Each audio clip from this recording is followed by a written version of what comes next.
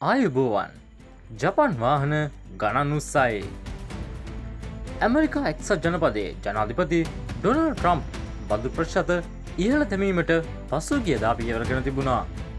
මේ හේතුවෙන් විනිමය අනුපාත වෙනස් වීම නිසා ජපානයෙන් ආනයනය කරන වාහන මිල 5-10 අතර මිලකින් ඉහළ ගොස් ඇතැයි වාහන ආනයනකරුවෝ කියා සිටිනවා. ඔවුන් පවසන්නේ එක්සත් ජනපද ඩොලරයට සාපේක්ෂව ජපාන් යෙන් එකක වටිනාකම ක්‍රමයෙන් ඉහළ යාම හේතුවෙන් මේ රටට ජපානයෙන් ආනයනය කරන වාහන සඳහා වැඩි මුදලක් වැය කිරීමට වාහන ආනයනකරුවන්ට සිදුවන බවයි. විනිමය අනුපාත වෙනස් වීම නිසා ජපානයේ වාහන වෙන්දේසි කරන ආයතන වාහන මිල ගණන් ඉහළ දමා ඇත.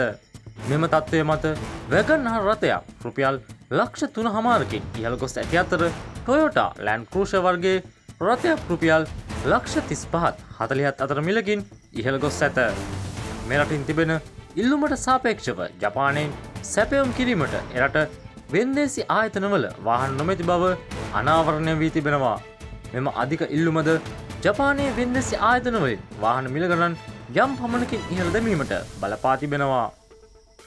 ශ්‍රී ලංකා වාහන ආනයනකරුවන්ගේ සංගමයේ ලේකම් අරෝෂ රොද්රිගෝ පැවසුවේ වාහන ආනයනය තහනම් ඉවත් කිරීමෙන් පසු මෙරටට වාහන 5000ක් පමණ ජපානයෙන් ආනයනය කර ඇති අතර ඉන් වාහන 3000කට වැඩි සංඛ්‍යාවක් විකිණී අවසන් බවයි.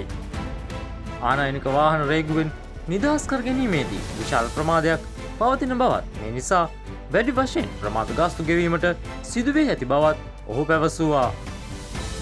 ශ්‍රී ලංකා මහ බැංකුවේ විනිමය අනුපාත දත්ත අනුව ඉකුත් 16 වැනි සිකුරාදා ජපාන් යෙන් එකක ගැනුම් අනුපාතිකය රුපියල් 2.0164ක් විය.